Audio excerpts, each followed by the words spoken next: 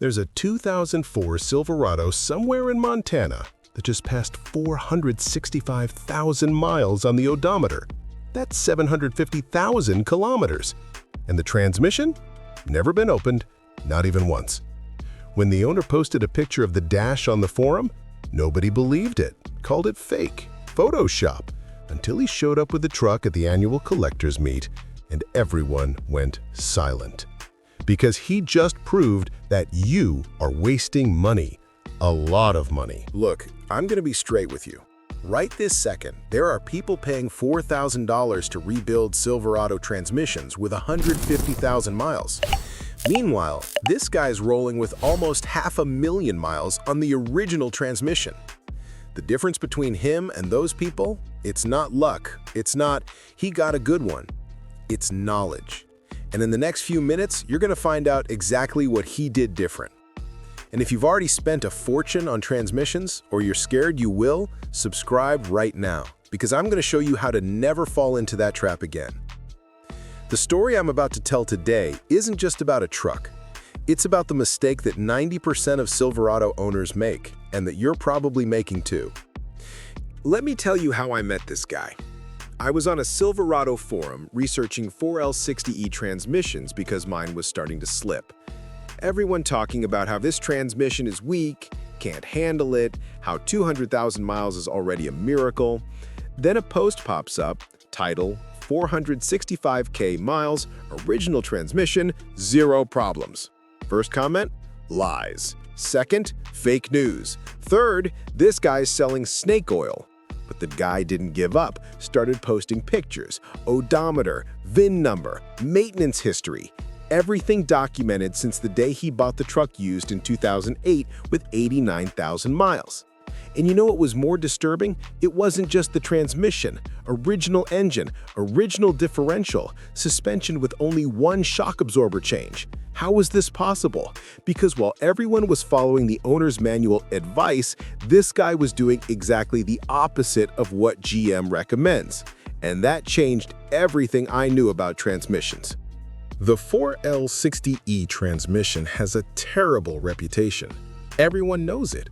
Mechanics beg you to swap it for a 4L80E. They say it's weak, can't handle torque, it's gonna fail. But there's one detail that nobody tells you. It's not the transmission that's weak, it's the way you use it. This guy did 3 different things, just 3, and these 3 things transformed GM's weakest transmission into an indestructible piece. First thing, he never, in 376,000 miles, followed the seal transmission interval that GM recommends. Wait, what? GM says the fluid is lifetime, right? Wrong. He changed the fluid every 30,000 miles, religiously. And it wasn't just any fluid. It was Dextron 6 synthetic, always the same brand, never mixed, never cheaped out. You know how much a fluid change costs? $150 if you do it at home, $300 at a trusted mechanic. You know how much it costs to rebuild a 4L60E? $4,000. He spent approximately $3,600 on fluid changes over 376,000 miles and saved how much? At least $8,000 on rebuilds he never needed to do. But it doesn't stop there. Second thing he did, warm up. Sounds stupid? Listen to this. He never, and I said never, accelerates hard until the engine reaches operating temperature. And here's the kicker. He doesn't accelerate hard until the transmission reaches temperature. How does he know when the transmission is hot? Simple. He installed a fluid temperature gauge, $40 on Amazon. That gauge saved his transmission. Because here's what happens. You start the truck in the morning, the engine warms up in 5 minutes, you think everything's good, and you take off accelerating. But the transmission is still cold. The fluid is thick, the internal clutch is working with maximum friction. Brutal wear. He waited for the transmission to reach 160 degrees Fahrenheit before going over 2,000 RPM. Every single day, without exception. For the first 10 minutes of driving, he drove like he was carrying eggs on the passenger seat. That means 10 minutes a day, 300 days a year, 3,000 minutes of patience that saved tens of thousands of dollars.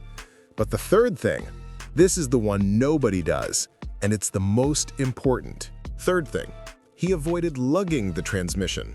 Lugging? What the hell is that? It's when you're in overdrive, going slow, like 40 miles per hour, and you floor it without downshifting. The transmission suffers. Temperature rises, clutches slip, accelerated wear. What did he do? He used the manual selector. Yes, that thing you never touch. Whenever he needed power, uphill, passing, towing, he took it out of drive and put it in third. Forced the downshift before accelerating. But isn't it automatic anyway, you ask? Yes, but the computer tries to save fuel. It keeps the gear high as long as possible, and that kills the transmission. By forcing the downshift manually, he guaranteed the transmission always worked in the ideal RPM range. No stress, no slipping, no overheating. One more thing, he never towed anything heavy without an auxiliary transmission cooler. $100 investment, 2-hour installation. That cooler kept the fluid temperature below 200 degrees Fahrenheit, even towing 7,000 pounds. The difference between 200 degrees Fahrenheit and 220 degrees Fahrenheit in the transmission? It's the difference between lasting 400,000 miles and lasting 150,000 miles. Every 20 degrees Fahrenheit more cuts the transmission's lifespan in half. He knew that. That's why he never cheaped out on cooling. Now here's the part that's going to make you mad. GM knows all of this. They know that lifetime sealed fluid is a lie. They know that lack of cooling kills transmissions. They know that lugging destroys clutches. So why don't they put this in the manual? Because a transmission that lasts 500,000 miles doesn't sell new trucks. Think about it.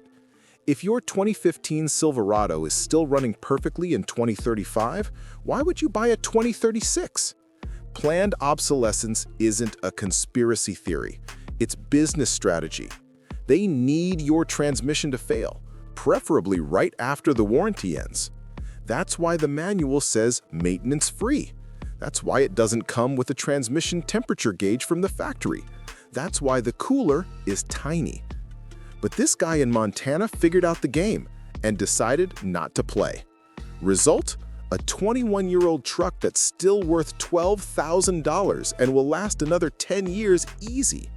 Meanwhile, there are people selling 2018 Silverados with 120,000 miles because the transmission's been rebuilt twice and they're scared. Who's the smart one here? Look, I know what you're thinking. But that's a lot of work. Changing fluid every 30,000, waiting to warm up, watching the temperature. Is it work? Yeah. But you know what's more work? Being without your truck for 3 days while the transmission gets rebuilt, taking $4,000 out of your pocket, finding out the rebuilt isn't as good as the original. You've got two choices. Keep doing it the way everyone does and change transmissions every 150,000 miles like everyone else. Or apply these 3 simple principles and drive the same truck for the next 20 years. Which do you prefer? And if you made it this far, drop a comment saying 465K. Just that. Because I want to know how many of you actually watched to the end and are taking this seriously. And if you've got a Silverado with a 4L60E, 4L65E, or 4L70E transmission, this video might have just saved you thousands of dollars. Share this with that friend who's complaining his transmission is slipping. You might just save his wallet. Next week, I'm going to show you the 5 signs your transmission is about to fail and how to reverse 3 of them before it's too late. Until then, drive with intelligence, not with emotion.